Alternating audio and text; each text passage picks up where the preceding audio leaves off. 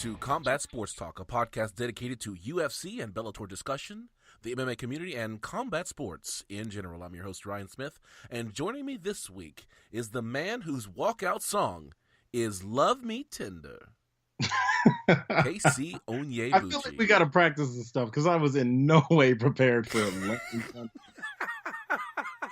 Like, come on, fam. I know you love you some Tender. Right. It'd be more like Love Me Tender. See what I did there? See what you did there. I feel like in show notes, we got to put my Tinder profile in there. I don't know how we do that. Like, unfortunately, I've been married forever, so I good don't answer. know what Christina. that is. Hi, family. Yeah. You dearly. So, yeah, I got married long before Twitter was the twinkle in some developer's eye. So I have no idea how we would put your profile into the show notes. Did you say Twitter? Like, how do you think dating works these days? Like, I'm just randomly finding profiles on Twitter. Hey, like, hold on. I mean, 140 characters, find love. It's actually 280 now. And by the way, it's I was married before Twitter was a thing too. At least in a committed relationship by this point. So, social media not a thing when I was in the dating pool. So. This is the oldest thing I've heard ever. There you go. I'm the old dude on the show. Okay. Well, while we were distracted by the fallout of UFC 229, Bellator put on back-to-back shows featuring semifinalists in the heavyweight Grand Prix. That was Matt Mitrione, Ryan Bader, Fedor Emelienenko, and Chael Sonnen. Now, we'll cover all that action and provide more news following the melee on UFC 229 later in the show. But before we get too far down the road, let's look at the results from the Bellator doubleheader on the official decision. The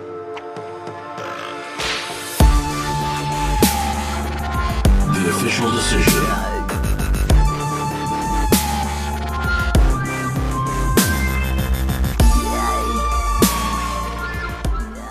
This is the official decision. This is where we look at the fights that were on Friday and Saturday night. It was a Bellator war weekend, and I gotta say, coming out of the Bellator 206 fights, coming into Bellator 207 and 208, KC, Bellator is actually putting on a string of pretty awesome shows. I'm pretty impressed with Bellator. They are holding their own. And that's all I have to say about that. Was that a drop? No, that was me. Congratulations, sir. That's my Forrest Vladimir Putin would be very, very proud of you. Okay. So, Bellator 207 featured Matt Mitrione versus Ryan Bader at the Mohegan Sun Arena in Uncasville, Connecticut, Friday, October 12th. Yep. Yeah. I can read. It is actually a thing. Prove it. So, Mandel Nalo defeated Carrington Banks via knockout. It was a knee. Basically, it was a knee-face destruction at 57 seconds of round 2. It was unbelievable. That was a brutal knee. I think that's the way you're taught to throw them, and it just never works out until that one, just right up the pipe. Yeah, beautiful. It's like textbook. Here we go. Corey Browning defeated Kevin Ferguson Jr., also known as Baby Slice, via TKO at in round 2. Now, here's the thing. How is Baby Slice still a thing? Like, has he won yet? Yeah, he actually is a decent fighter, and he was winning this fight for most of the fight until Corey Browning just gassed him out. He was, basically throwing Corey Browning around, putting him in all kinds of different positions, and then he gassed out, and Corey just had his way with him. They took Baby Slice off in a stretcher because the dude was so exhausted after the fight.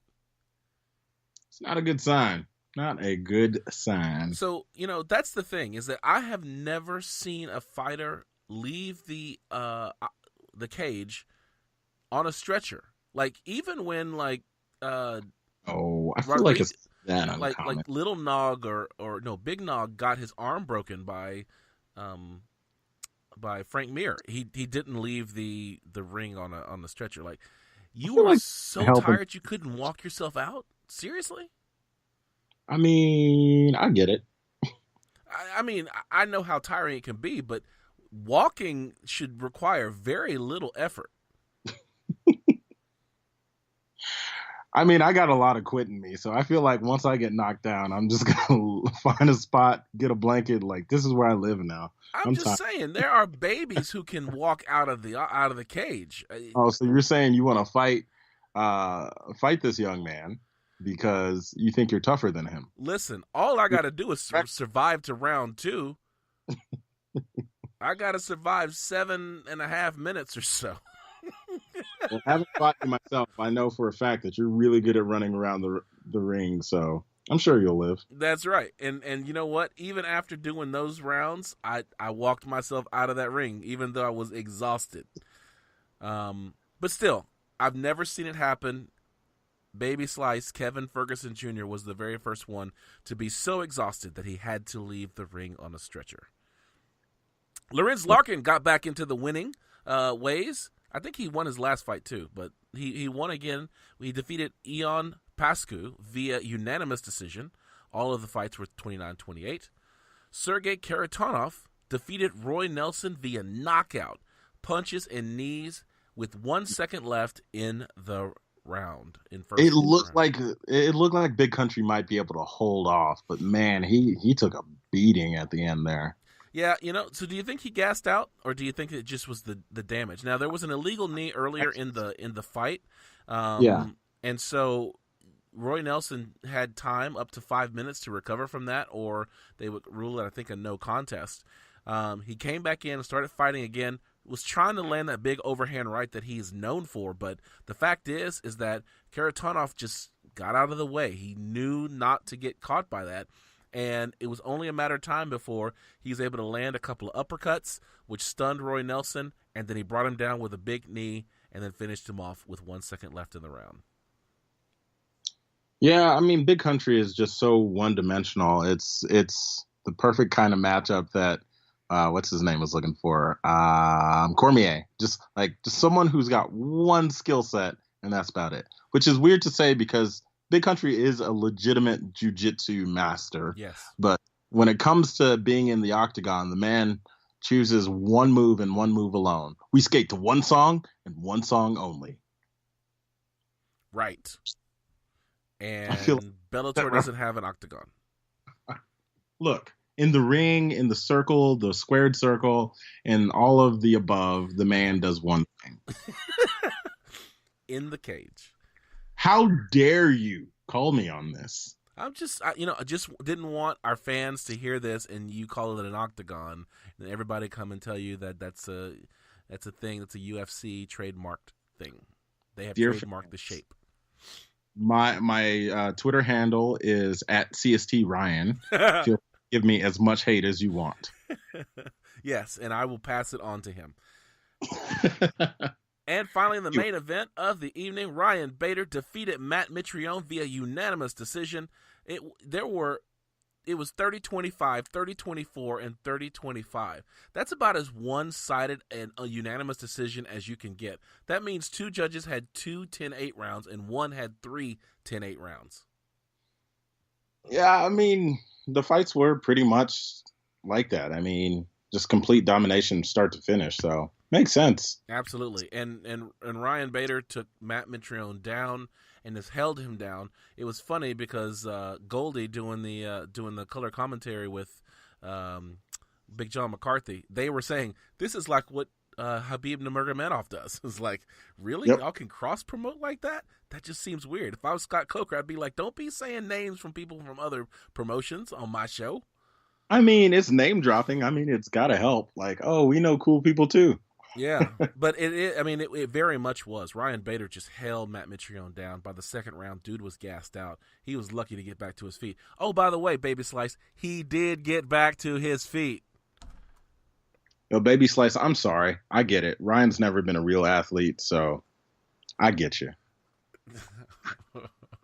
Just saying, Matt Mitrione had just as much. Matt Mitrione did 3 rounds, and he still got back up to his feet and walked out on his own power. But well, then that again, means that Matt Mitrione didn't give us all. well, there you go. You have definitely provided. You've definitely provided an insight to Baby Slice that he clearly gave his all because he had to be literally carried out on a shield. There you have it. Dude was dead, but I don't want to say that too loudly.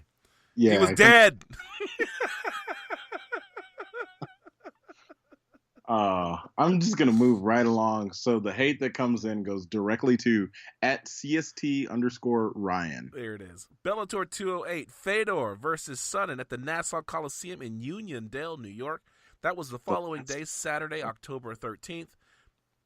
This was an interesting card. Henry Corrales defeated Andy Main via knockout in round 3. Anatoly Tokov defeated Alexander Shlemenko via unanimous decision. Some dude named Czech Congo defeated Timothy Johnson all the way from the mean streets of North Dakota. When you say some dude, don't you mean one of the most infamous, baddest heavyweights of all time? No, I don't. I don't mean that at all.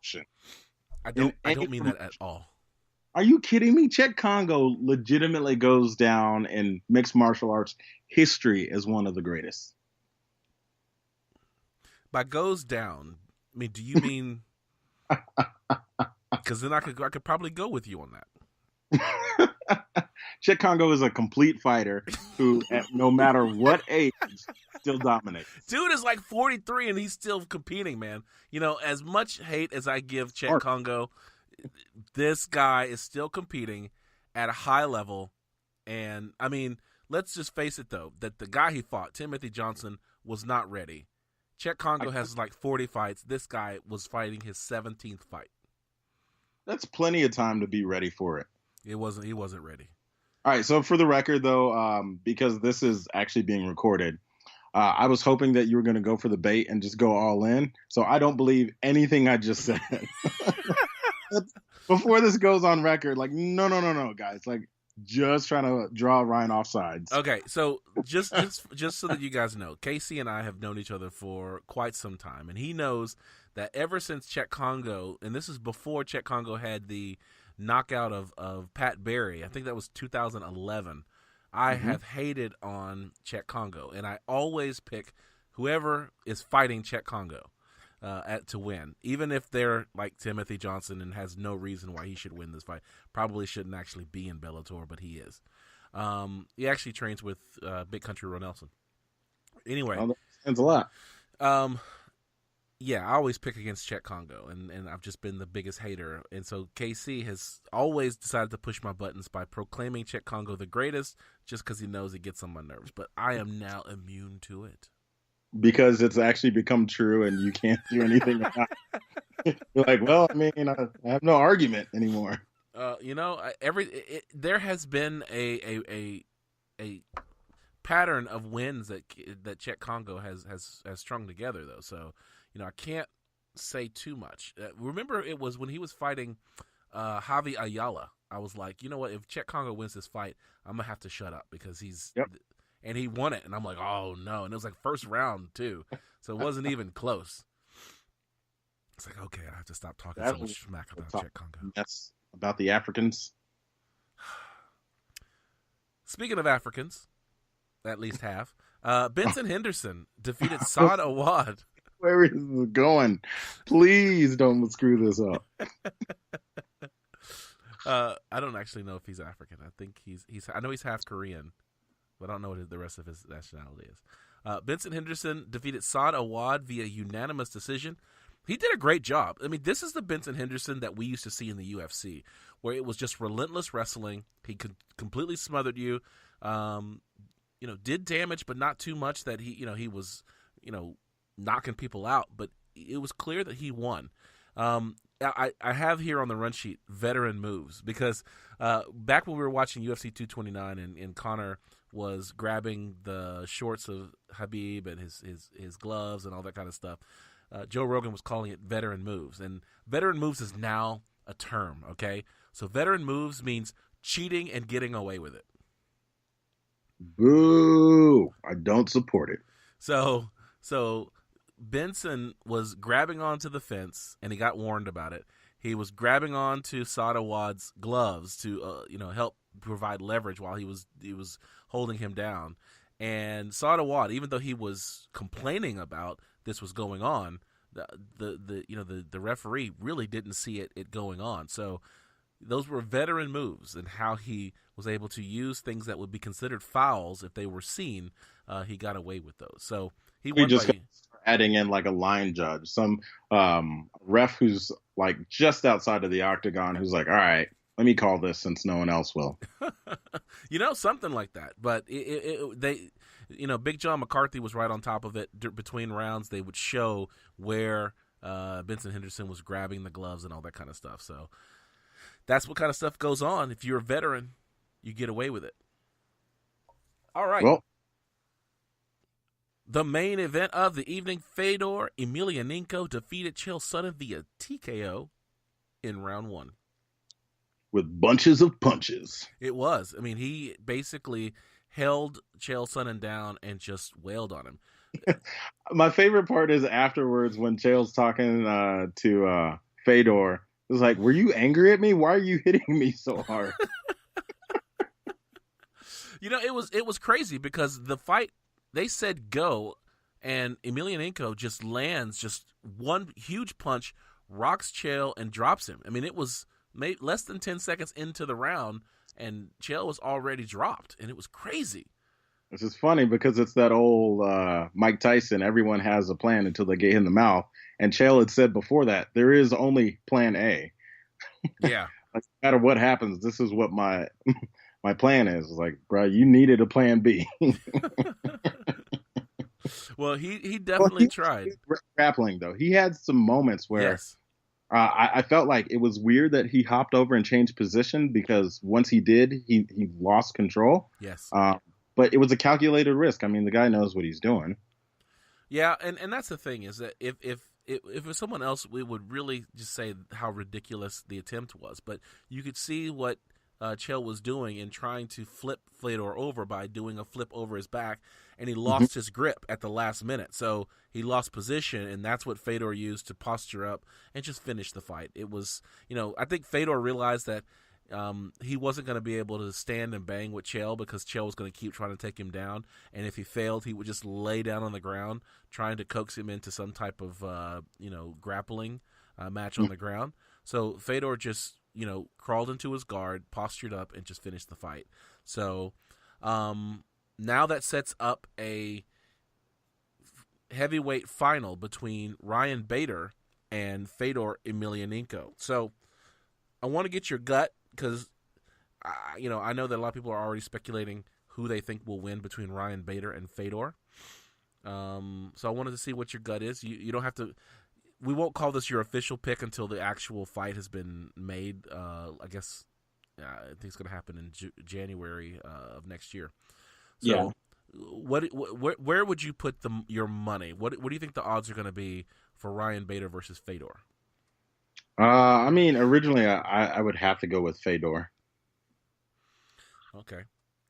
Yeah, I mean, sure, Bader's going to bring a more complete game, but I mean, if Fedor could outlast Chael, and Chael's like pure wrestler guy, then I don't know what Bader can bring to the octagon, to the circle, that Fedor hasn't seen. I'm on the other side of the fence here on this. I really think that Bader is gonna take Fedor out. I mean, he's much younger. You have to use faster. Emelianenko instead of Fedor and Bader. Yeah, names really are close. How about Ryan and Emelianenko?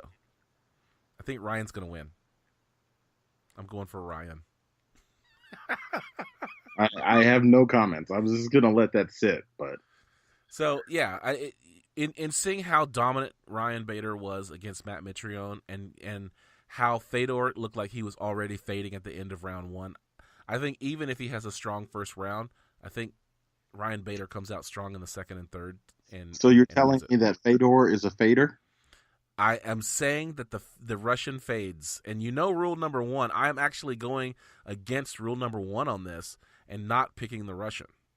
So it's not really a rule so much as a suggestion. No, sometimes there are exceptions to the rules. This is one where, even if I pick Fedor, I know that Ryan is going to end up winning this. So I wouldn't be surprised, but I don't think Fedor is going to be able to last at the pace that Ryan Bader is going to set. All right, let's close the book on this one and put it on the shelf because both of these cards are history. And let's move into the train yard where there are a couple of hype trains that are moving out.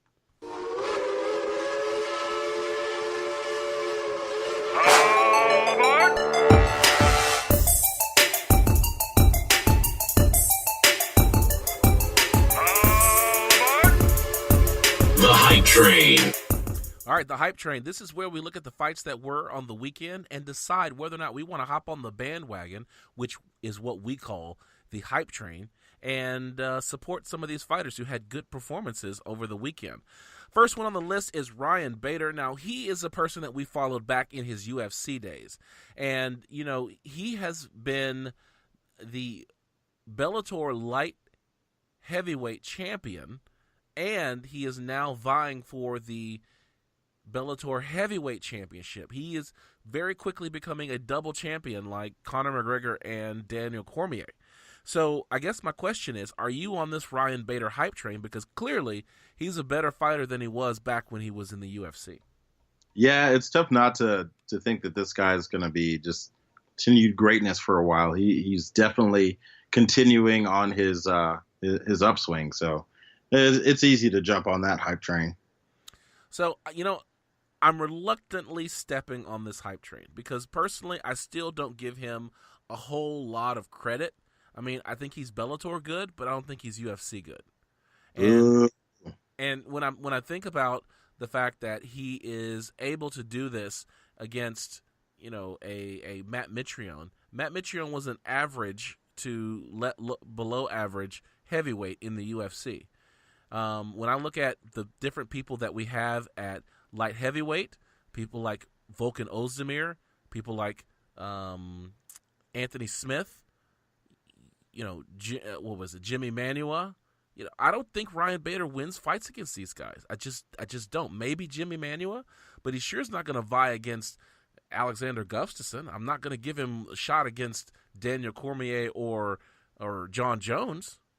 Like, this guy is light heavyweight champion of Bellator. But when you start looking at the list of monsters at the light heavyweight division in the UFC, I don't see him beating any of those guys. He becomes a gatekeeper, just like he was when he was fighting and losing to people like Lyoto Machida.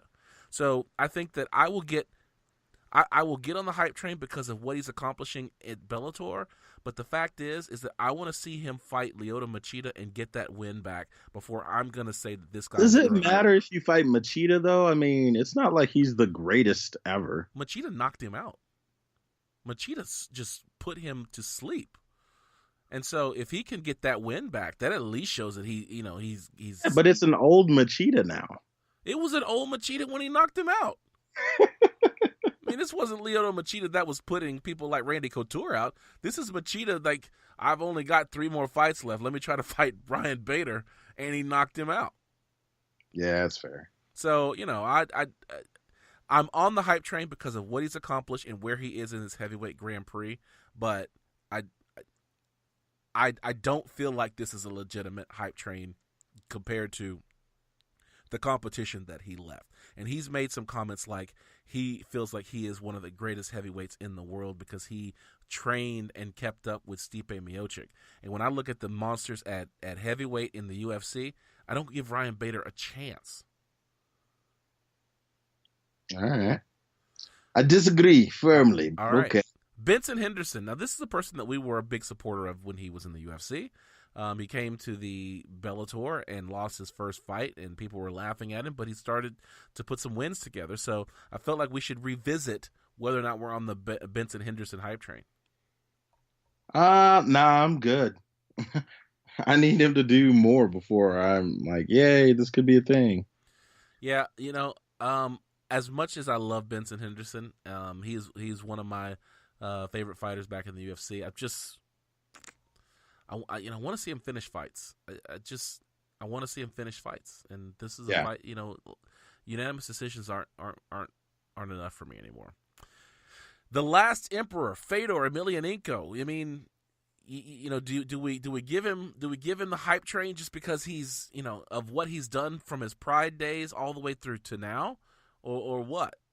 I mean, you have to still be on his hype train because he's not falling off. The guy is still legitimately one of the baddest dudes ever. No one wants to fight an old Fedor. Like, he's still strong. Yeah, I mean, he's kind of like Dan Henderson, right? Like the H-bomb is still potent, even though the guy is getting Medicare. So Fedor is another one of those guys where, even though he is well past his prime, he's still working that old man strength, and so I'm getting on the hype train just because he is still competing with the young bucks. You want some of this too, old man? Yes. Or actually, for Fedor, well played. Well, you see what I mean? Is that really yes in Russian? It is. It's da is yes in Russian. Niet. Hey, that's no. Hey, did I ever tell? I haven't told you yet. You have not. I told you, but I didn't. We didn't go through it. So my DNA results came back, and I was 1% Russian. Oh, 1%. 1 whole percent. Congratulations, comrade. Thank you very much. Now you can join the, I don't know, thing. So to Platinum Mike Perry, since I'm 1% Russian, do I get to say the N-word in Russian? I don't know. I'm not prepared for that even a little bit. Wow, we got to run through this stuff before you throw it out on the air. Whoa. The N-word is niet. Wow, that's good. All right, next on the hype train, Czech Congo. I want to hear you say it. I want to hear you say you're on his hype train. Love.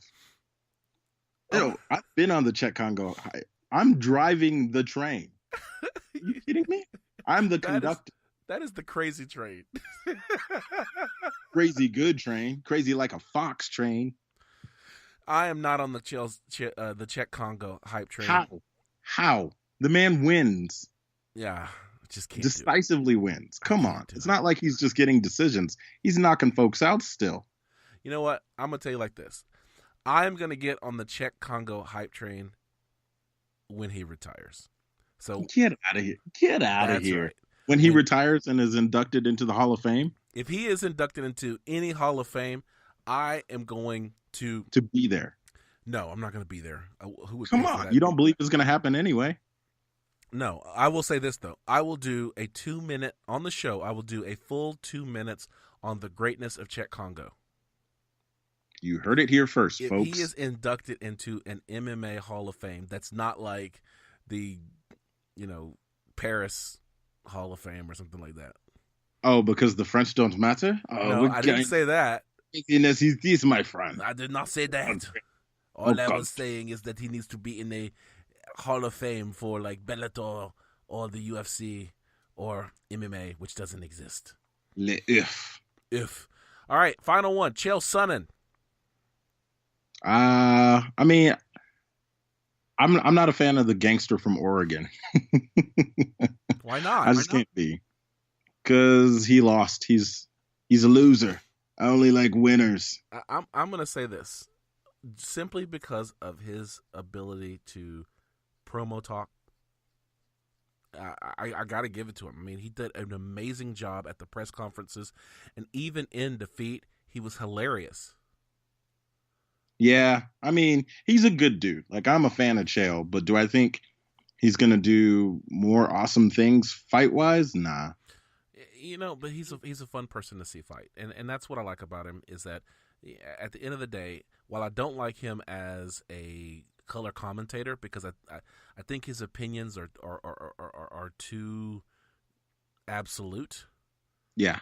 I do like the humor that he brings, and that is something that I think that when you compare what he does versus what Conor McGregor does, and then consequently as you extrapolate that to someone like Colby Covington, they tend to pale in comparison to what he does. Like I think he puts the right amount of edge and respect in what he does. And so because of that, I am on the Chael Sonnen hype train.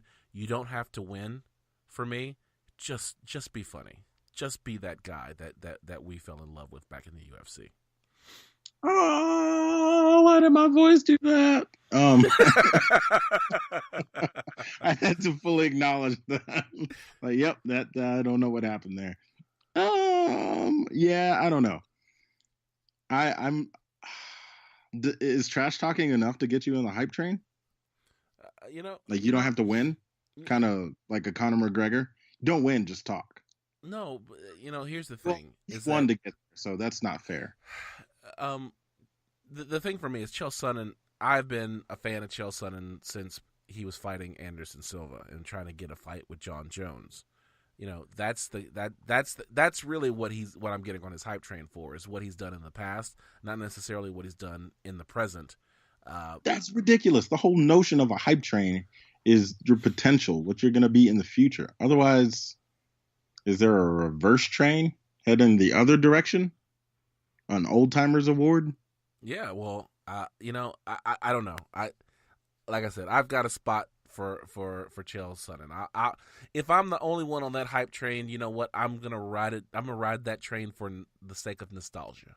I'm gonna ride that train. I'll ride it. Choo choo.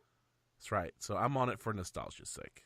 There you go. All right. All right. Let's get on into finding the angles.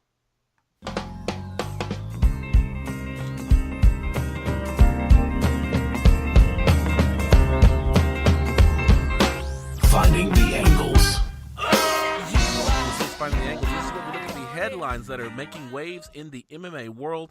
As far as I am concerned, we are still talking about UFC 229. I mean, the headlines are still there. Done with it.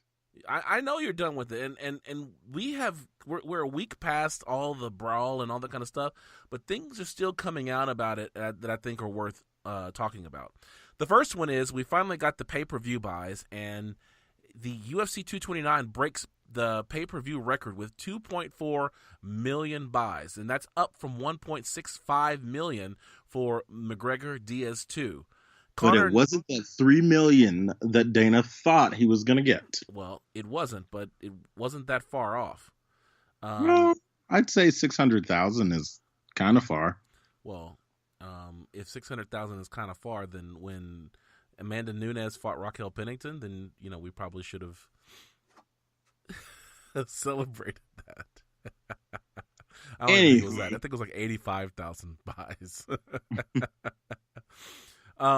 No, but Conor now has 5 of the top 6 pay-per-views in UFC history.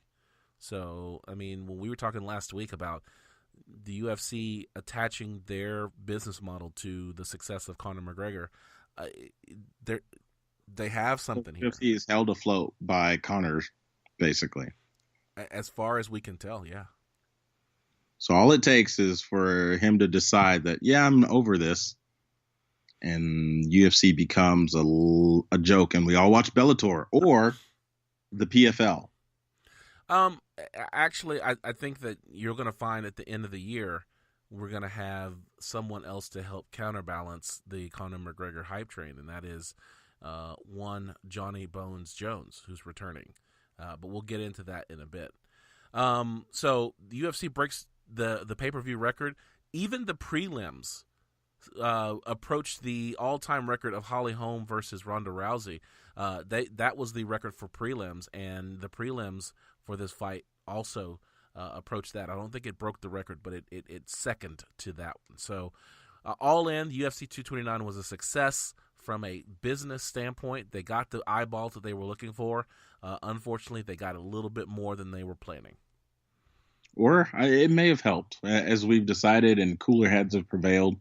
Honestly, most people don't seem to care, and they're interested in drama more than sport. Yeah, there's something to be said about that. So, video shows what started the fight. This comes from The Sun. It also killed radio star. Sport. This comes from Sun Sport. Basically, seconds after McGregor taps out to a rear naked choke. No, it wasn't a rear naked choke. It was a what's it called? A neck crank. Fan footage from near the cage shows Rizvan Magomedov walking past.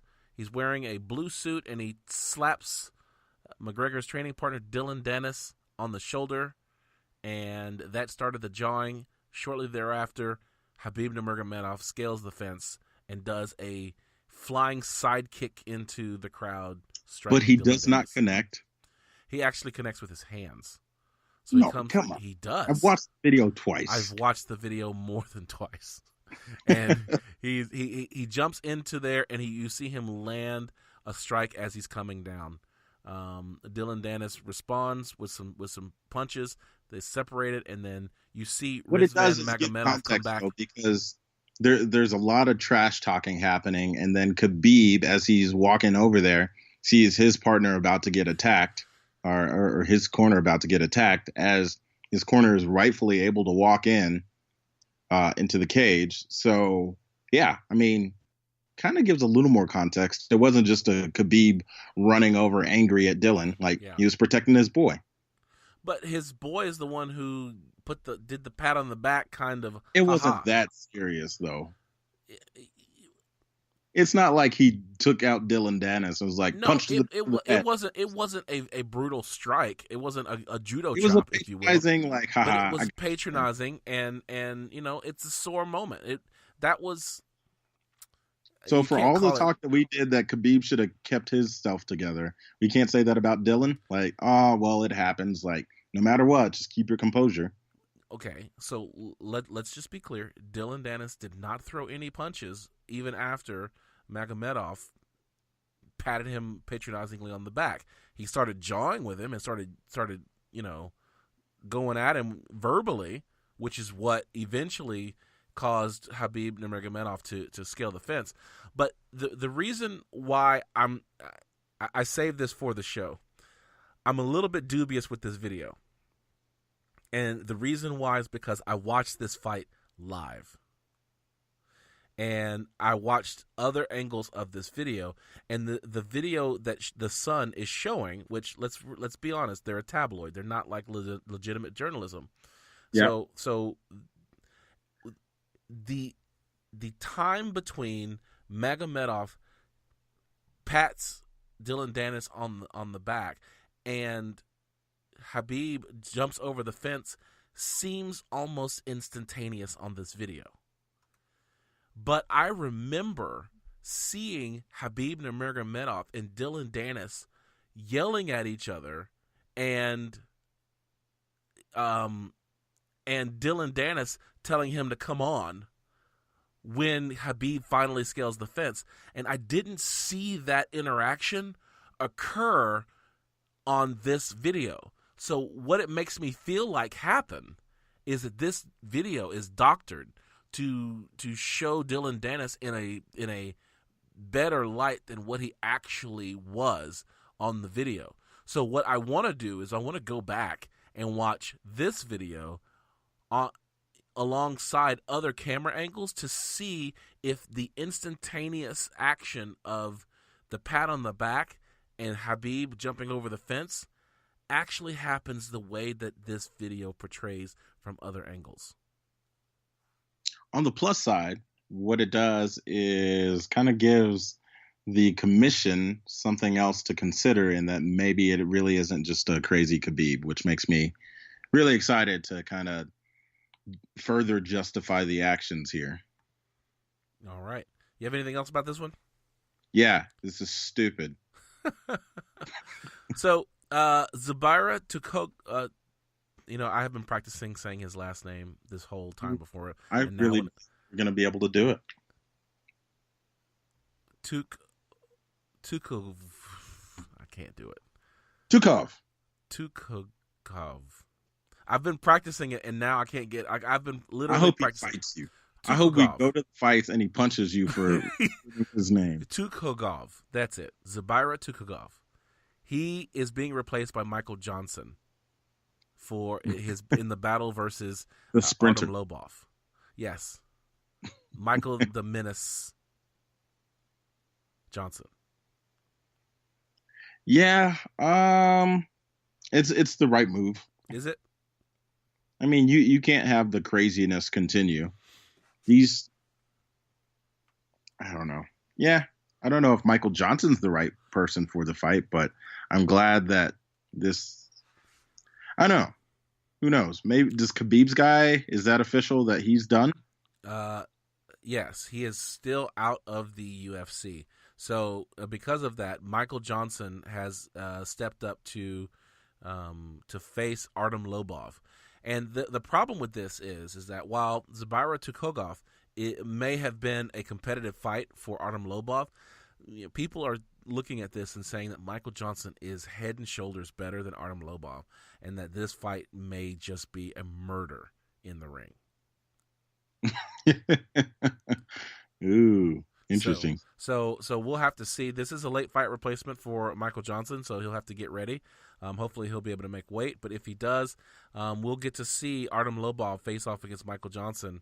And I think it's for the best too. That we're still too close from this whole thing, and because Artem Lobov was part of the initial inciting action that got us down this road, and then he was part of the group that went and attacked the bus. I think that there's still a lot of hurt feelings and a lot of animosity that exists. That putting someone from Conor's camp and Khabib's camp in the octagon together creates one of those dangerous situations where you might pop off with another one of those brawls after the fight. It's a safer thing to do. Yep. So, given that Zubaira Tukhugov is out of the UFC at the moment, Khabib responded with an ultimatum. Ultimately, he was saying that if you were going to fire Zubaira Tukhugov, then I'm ready to leave too. That you have to reinstate him, or I'm going to leave. I'm not going to read his whole quote, but basically he felt that there was a double standard following the bus incident, that no one from Conor's camp got fired. However, after the brawl, Tukhugov was instantly fired. He was fired that night, and Conor is basically getting away scot-free. So, double standard. Do you believe there's a double standard? Do you feel like Khabib is right in giving the UFC this ultimatum? I feel so many things about it. First of all, I feel proud. Take a stand against your company if you feel like they are treating you unfairly, and this doesn't in any way feel like a bluff, which is so much cooler because then real action has to be taken here. And I think a lot of fighters kind of stood with him. Even Ronda Rousey, coming in from WWE, makes a statement on it. And I think it's the right thing. Like, Conor has been treated too well. His team has been given way too many leniencies here. And not necessarily an eye for an eye, but some level of justice is required here. Yeah, the thing is for me is that I think that if ever Khabib is going to make the type of statement that he's making, this is the time to do it. So I'm pretty proud of him for standing up for his teammate and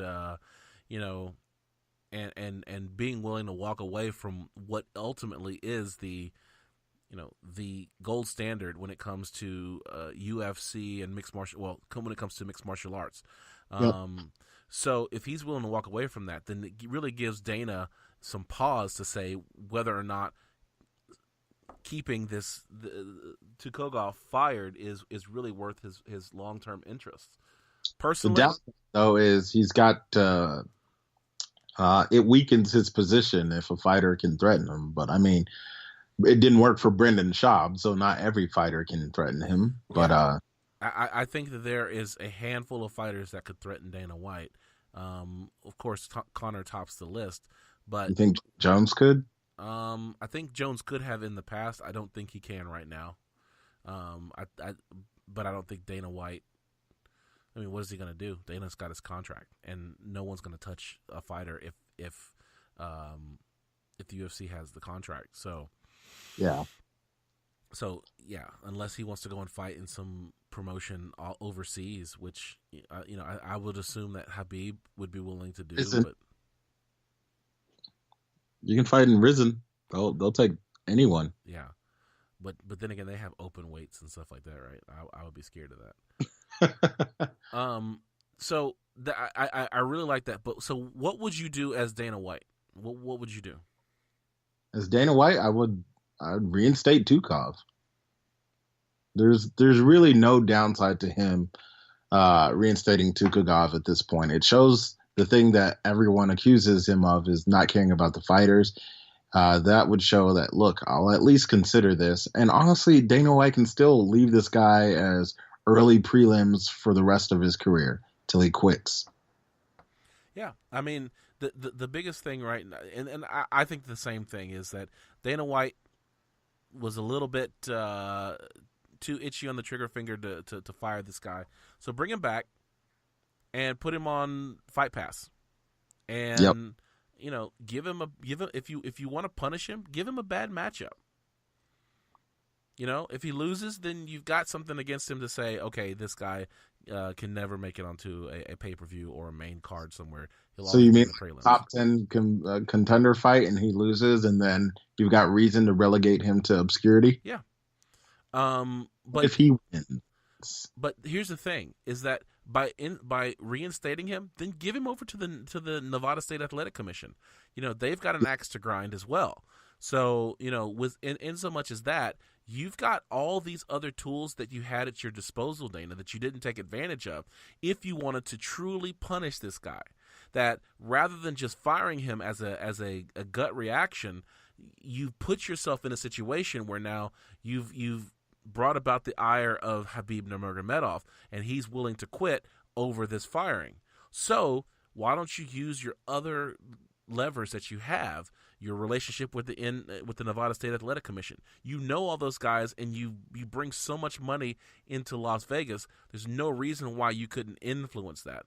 That use your matchmakers and your schedule to relegate this guy where no one ever sees him. Like, there's all these things you could do. Firing him is just a blunt force trauma to something that you could use something much more targeted. Yeah, it's using a scalpel instead of a machete here. There you go. That's what I was trying to get at. Thank you for using the words. Sometimes I have the words. All right, 50 Cent offers Khabib $2 million to come over to Bellator. So after the ultimatum, 50 Cent's like, hey, yo. Strap.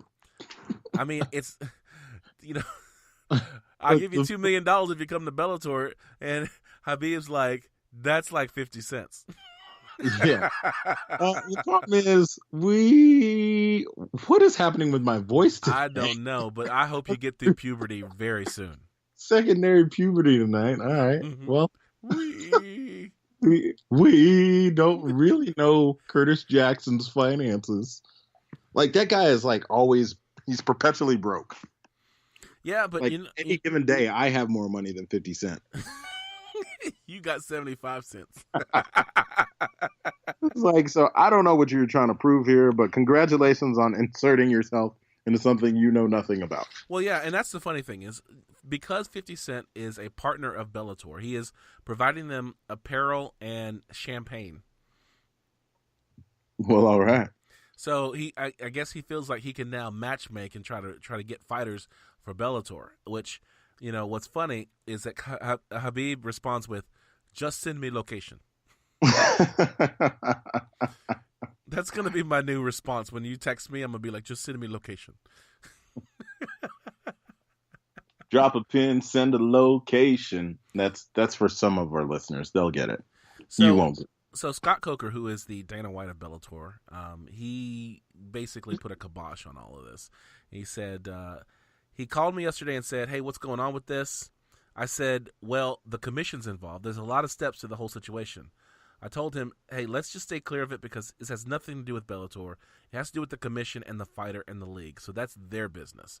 So Scott Coker's like, "Listen, I've been through this before. I'd totally take Khabib if I could take him, but Habib and Dana got to figure this out. And as far as I know, Habib has a long contract with the UFC. So there's no way that Bellator is going to be able to take him from the UFC. So $2 million, $10 million, $50 million, it really isn't going to matter because Dana White is holding Habib's contract, and no one's going to touch that. Fair. Last story. Connie Mack Return of the Mac was here in the great state of Texas at the Dallas Cowboys game versus the Jacksonville Jaguars. Yeah, I liked nothing about this. Like, I thought you would love it as a Eagles fan, which I don't fully get. But as an Eagles fan, I figured you'd like Connor bringing bad juju to the Cowboys. Cowboys won 40-7. Yeah, that's what it's like. Hold on, how? What? They had their best game. He brought a little bit of the Irish, a little luck for them. Yeah, I hate it. Like, my goal is to reach that kind of status where you can just go anywhere and they invite you on. Like, oh, this guy's in the building. Come on to the field. Well, like, you saw him on the field. He was throwing the football, and let's just say that if he knew that he was going to be coming to an NFL football game and he was going to have to throw a football, at least somebody teach him to hold the laces. Oh yeah. Well, even his ability to catch the ball was sus. Yeah. Short for suspect. Yeah. Yeah, it's not a great look, but hey, Connor's out here living his best life on the millions that we keep giving him because we're sucker enough to believe that he could win a fight. I'm living my best life. I ain't going back and forth with you now. I'm living my best life. I ain't going back and forth with you. Connor is living his best life. True. Now, did you see how the Cowboys really embraced him? They had him in the huddle. They broke it down with Conor McGregor. And then when Ezekiel Elliott scored a touchdown, he did the famous Conor walk with the flappy arms. I'd like to consider it the McMahon walk, personally. Yeah, Conor said that he stole that from Vince McMahon. It is his, and if anyone from the UFC wants to come and take it back from him, send him location. Yeah, I feel like Conor can't steal that from Khabib.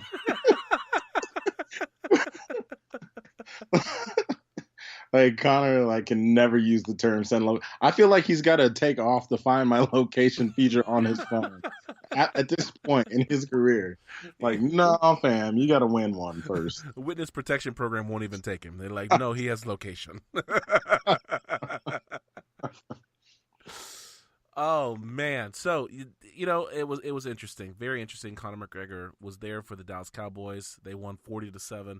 As an Eagles fan, I was extremely disappointed about that. But you know what? I'll trade you quarterbacks right now. No, thank you. But no, thank you. Only if you give us take a running your backup quarterback. You can have our backup quarterback. We'll take your starting running back.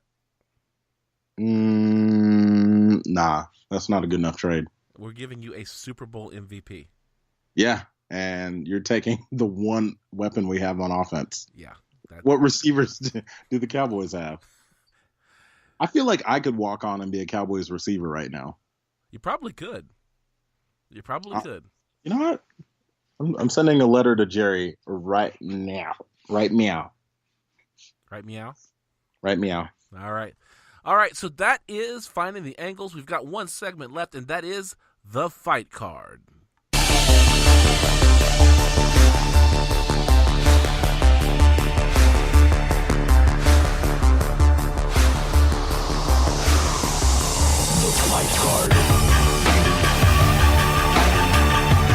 This is the fight card. This is where we look at the fights that are making their ways down the calendar and into our living rooms. Actually, there really aren't any fights this weekend because the UFC is off until the end of the month. Bellator has done back-to-back events. So what I thought we would do is... the PFL has fights. So what I thought we would do is we would look at the upcoming UFC cards that have been booked. So filling out the rest of the pay-per-view year for the UFC is listen, I don't want to disrespect PFL at all. I really think that they're an up and coming. I know that's why I'm going back to it. I think they're an up-and-coming promotion. I think that they've got a interesting format for how they're doing their fights, and I wish them all the luck. I'm hoping that they're able to close the deal on Fox so they can get better distribution than what they're on right now. I can be honest, I haven't seen a single PFL episode just because they're on channels that I don't have. Very obscured. Yeah. Yeah, I don't have the channels. I don't have On ESPN, the Ocho. Yeah, NBCSN. I don't have that, so I can't watch the fights.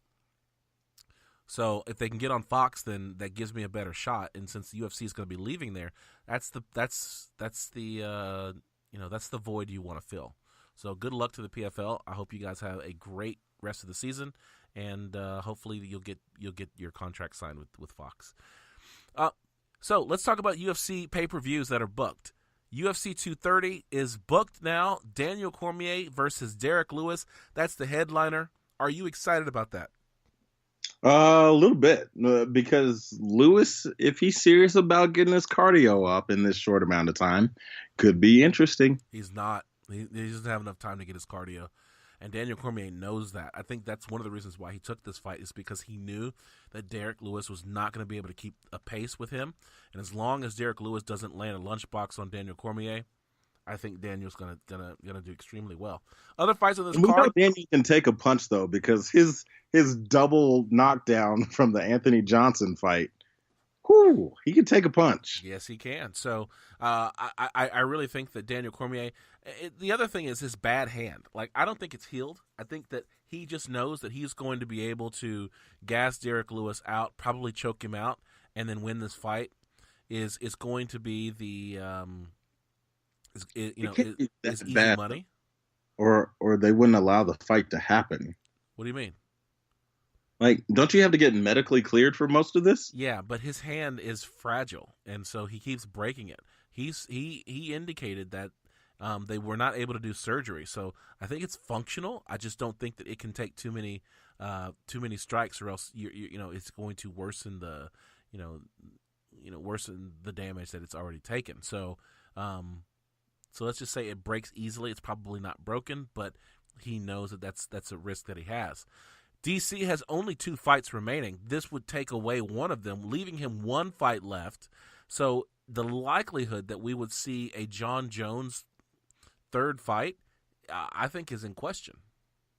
I don't think it's going to happen. He's got to take them. The question is, yeah, you're right. Because I was going to say it only makes more sense for him to take Lesnar for the money.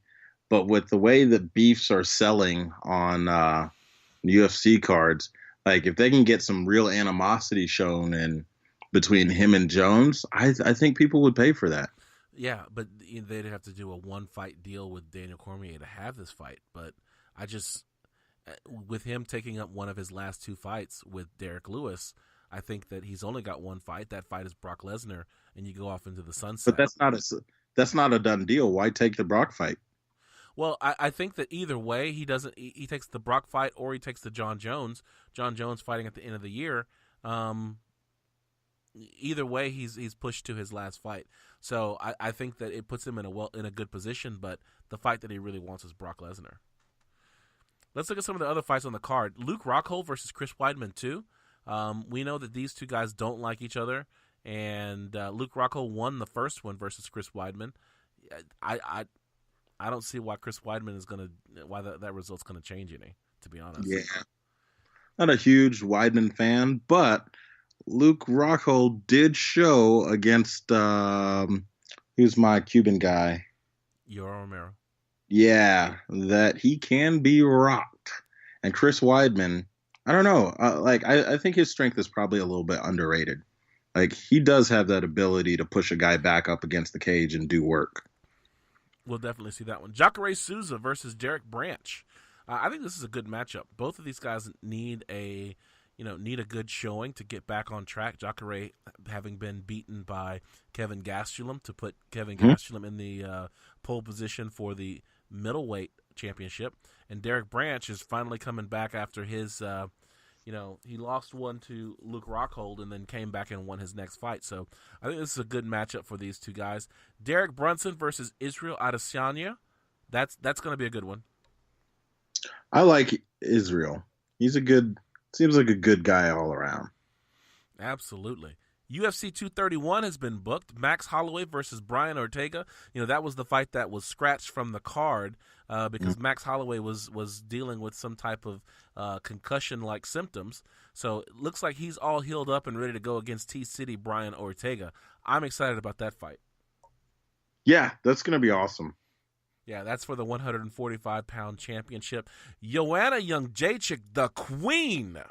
Nope, can't be the queen if you've been defeated twice. Facing off against Valentina Shevchenko for the 125-pound flyweight women's championship. This is the fight that was vacated by Nico Montano, who had won it after winning the Ultimate Fighter for women's flyweight. Valentina Shevchenko is the champion. What's it called? The champion to be, if they will. The one that everyone's expecting. She's your queen to be. But Joanna Jędrzejczyk, the true queen of 115 pounds, is coming up to 125 to actually take that strap and dare Rose Thughair Namajunas to come and try to take that belt from her.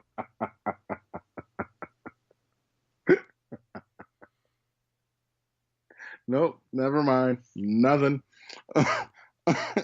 What? You got to tell me now. Like, I have no idea why you're laughing. I truly can't because our show is PG-13. Okay, But you definitely said something that was an amazing double entendre in there. I'm gonna have to go back and listen to that. Other fighters on this card: Jimmy Manuel. Hold on. What happens when JJ loses this? I don't know if I can call her the queen anymore. Yeah, I just don't know what she does, like, career-wise. Like, doesn't that basically shut it down? Like, this is why I don't know if it made sense for her to go straight to a title shot. You take the title shot if you're offered a title shot. There's no reason why you don't. Joanna Jędrzejczyk and Valentina Shevchenko have fought each other in Muay Thai at 125 pounds, so there is some blood there. I don't know who won that fight, but because of the fact that they have a rivalry, I think this is a good fight. This is one you take. It pays well, especially on the Max Holloway Brian Ortega card. So all the signs point to this is the fight you take. Whether or not JJ, if she loses, can make a career at 125 while she waits for someone like Jessica Andrade to beat Rose Thug No Hair Namajunas. Yep, we'll see. Jimmy Manuel and Thiago Santos, Thiago the Hammer, he's the one that has the big Thor's hammer on his chest, and Claudia Gadelha are all on this card as well. I think 231 is the one that's going to be worth watching. That's at the beginning of December. That's a stacked card. It is. And then to end the year, which I'm sick about because the last fight of the year I usually fail to watch because I'm either at my mom's house or at my in-laws' house for Christmas, so I don't ever get to watch the last fight of the year. But this one features John Bones Jones in his triumphant return after USADA's suspension for 4 years, which was suspended so he could fight. What? He had gotten his suspension. It was intended to be 4 years, but then it got commuted 30 months, and so he could fight at the end of the year. Okay. Here's the thing. You think people are gonna buy this? Like 100%. For real? Like it's for real. Yeah. I mean, honestly, it's the second best fight for John Jones. First, of course, being Daniel Cormier, but there's no chance that was gonna happen. So this is probably the next best thing. I don't know that it does the 1.5 million buys though. No, it doesn't because there's not really any bad blood. John Jones and I'm sorry, as much as I like Alec Gustafsson, he can't promote a fight worth anything. So, but I think that there are people who would be willing to buy this. I say it's probably going to make right around a million buys. John Jones versus Alec Gustafsson for the light heavyweight championship because they've stripped DC of that belt. We're finally going to get to see Chris Cyborg versus Amanda Nunes at 145 pounds. So that's on the card as well. Intriguing-ish. Yeah, I think that's a great fight. Ilir Latifi is fighting Corey Anderson, and you got Carlos Condit versus Michael Chiesa. Interesting. Not as interesting as 231, but still a solid card. I think it's a great card. The only problem that I have with 232 and having John Jones and Alec Gustafsson fight for a title is the fact that John Jones hadn't fought in a year and Alec Gustafsson hasn't fought in a year, and these guys are fighting for the title. Like, why not have them fight someone like, break up the Anthony Smith and Volkan Ozdemir fight and have John Jones fight Volkan Ozdemir, have Alex Gustafsson fight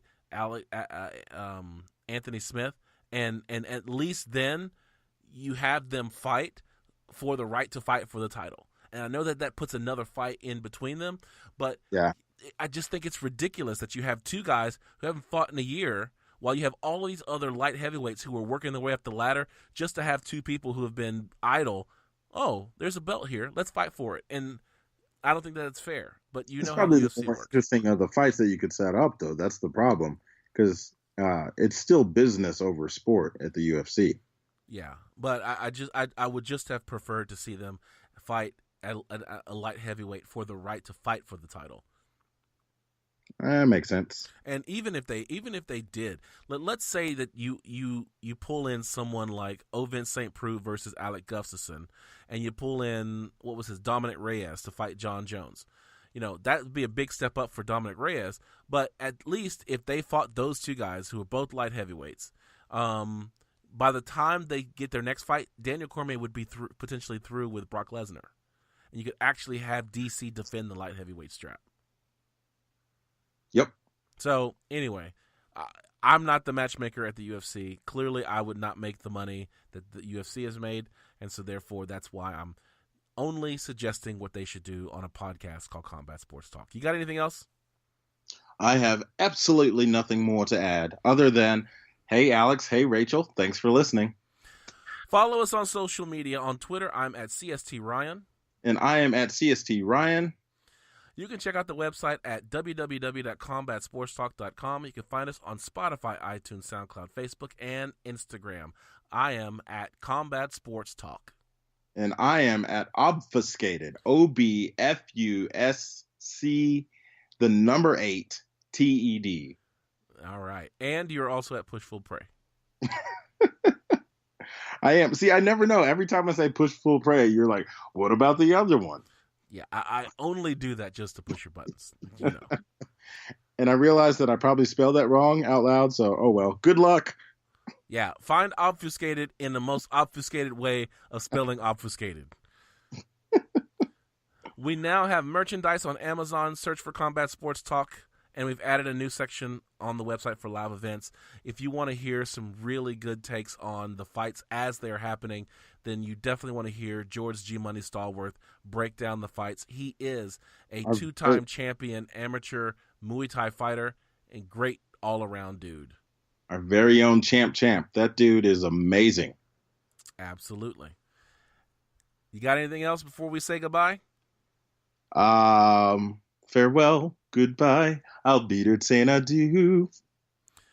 All right. Our theme music is composed by Scott McCurry at scottdeancountry.com, and Casey Onyebuchi produced our lead-ins. I want to thank you for joining us for another edition of Combat Sports Talk. For Casey Onyebuchi, I'm Ryan Smith, reminding you, keep your hands up, your chin tucked, and throw ball.